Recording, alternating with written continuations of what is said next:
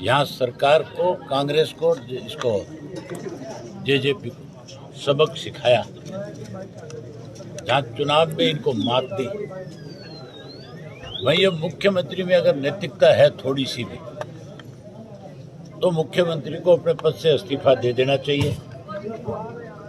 एक चुनाव तो मुख्यमंत्री तब आ रहा था जब ये अध्यादेश लेकर के आए थे 3 कृषि के काले कानूनों के, उस वक्त एक बाई इलेक्शन अब आ रहे हैं जब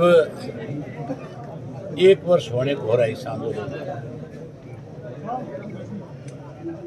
मुख्यमंत्री ने जिस ढंग से इस चुनाव के अंदर प्रजातंत्र का मजाक उड़ाया, इलेक्शन कमीशन को लाचार किया, जिस ढंग से हॉर्स ट्रेडिंग करी, पैसा बांटा, खुलेआम बोलियां लगी, करोड़ों सैकड़ों करोड़ रुपए जो है पानी की तरह बहाया गया, उसके बावजूद लोगों ने फिर इनकी मंशा पे पानी फेरने का काम किया। अबे जी इस जीत का श्रेय क्या किसानों को देने? बोलने दीजिए, बोलने। बिल्कुल, इस जीत का श्रेय 100% किसानों को ही है। मैंने जो इस्तीफा दिया था, वो इस्तीफा भी किसान आंदोलन मजबूत हो, कृषि के तीनों काले कानून खत्म हो, इसको लेकर के दिया था। और अब भी मैं दीपावली के बाद टिकरी बॉर्डर भी जाऊंगा और सिंघू के बॉर्डर पे भी जाऊंगा, और एक बार जाकर के फिर उनसे पूछूंगा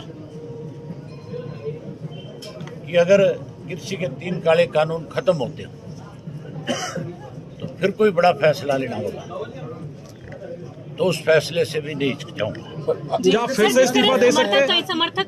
सर, वो जो बड़ा फैसला आप कह रहे हैं, क्या आप दोबारा इस्तीफा दे देंगे? अगर मेरे समर्थक कहेंगे कि एक बार फिर इनकी तसल्ली कराने के लिए इस्तीफा दे, तो फिर एक बार और। सर, अजय चौटाला और दुष्यंत चौटाला ने पूरी कोशिशें करी ताकि आप चुनाव ना जीत पाए, इस पर उनको कोई जवाब देना चाहेंगे? जंगल में शेर जख्मी तो हो सकता है, पर गिद्दड़ राज नहीं कर सकते। चौटाला साहब, ये इसे कैसे देखते हैं कि बहुत खिलाफ माहौल था बीजेपी के बावजूद बीजेपी ने आपको कड़ी टक्कर दी, तो इसको आप कैसे देखते हैं? बीजेपी ने कोई टक्कर नहीं दी। बीजेपी जेजेपी मिलकर के कांग्रेस तीनों चुनाव लड़ रही थी। अगर निष्पक्ष चुनाव होता, अगर हॉर्स ट्रेडिंग ना होती, पैसा ना बढ़ता, तो मैं 100% 50,000 से ज्यादा वोट से जीतता।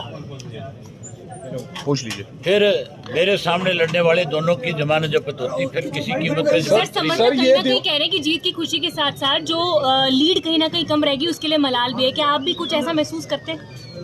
मुझे मलाल इस बात का है कि देश आजाद तो हो गया, लेकिन आज भी कहीं ना कहीं सरकार की गुलामी में जकड़ा हुआ है।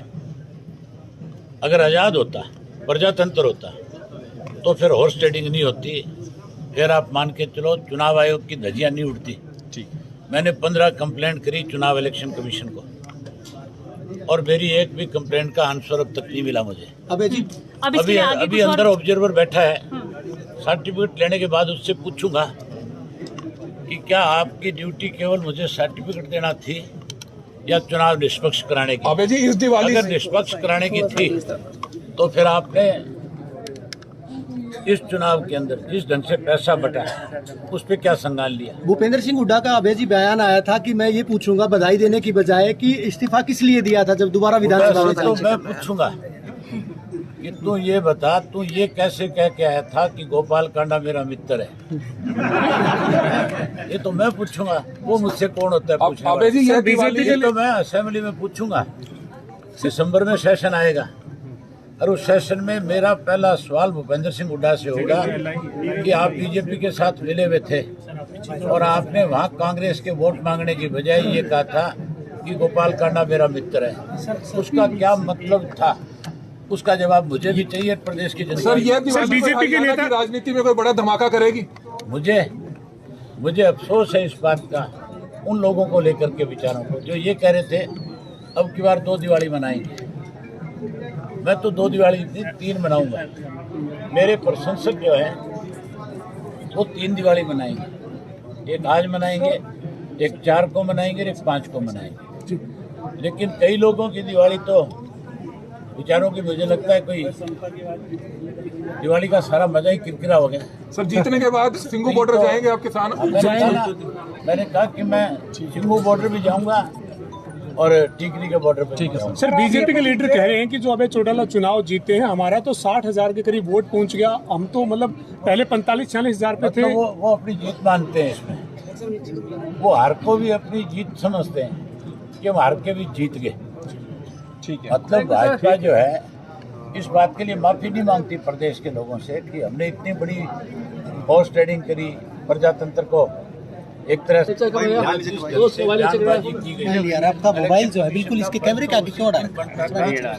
बीजेपी के स्टार प्रचारक जो थे, जिन्होंने अपने भाषणों में ये बात कही थी कि ये चुनाव तो एससी और बीसी को मिल करके लड़ना चाहिए। हमने उनकी वो recording the, with proof the. Election commission ने कोई कार्रवाई नहीं की। यहाँ जात पात के नाम पे बांटने का बहुत प्रयास किया गया।